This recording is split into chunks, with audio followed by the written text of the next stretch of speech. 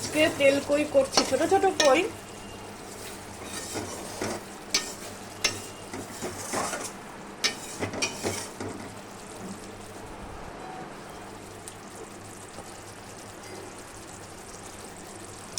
এই যে তেল কই হচ্ছে আজকে আমাদের, প্রায় রান্নাটা হয়েই গেছে। সরি বন্ধুরা, দেখাতে পারিনি, লোক এসেছিল তাই। রান্নাটা আমার কমপ্লিট।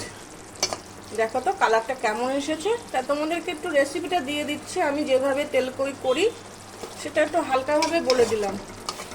আমি মাছটাকে হালকাভাবে ভেজেছি, তারপরে একটু কালো জিরে ফোড়ন দিয়েছি, তেজপাতা ফোড়ন দিয়েছি, তেল বেশ খানিকটা দিয়েছি। হ্যাঁ, তেলের পরিমাণ, যেহেতু তেল কই তেলটা একটু বেশিই লাগে। তারপর আদা, জিরে, লঙ্কা, টমেটো বাটা দিয়েছি, গোলমরিচ বাটা দিয়েছি। আর নামাবার আগে একটুখানি সর্ষে বাটা দিয়েছি, সর্ষে, সামান্য একটু গরম মশলা, আর তার সাথে তোমার একটু সর্ষের তেল, কাঁচা সর্ষের তেল দিয়ে দিয়েছি।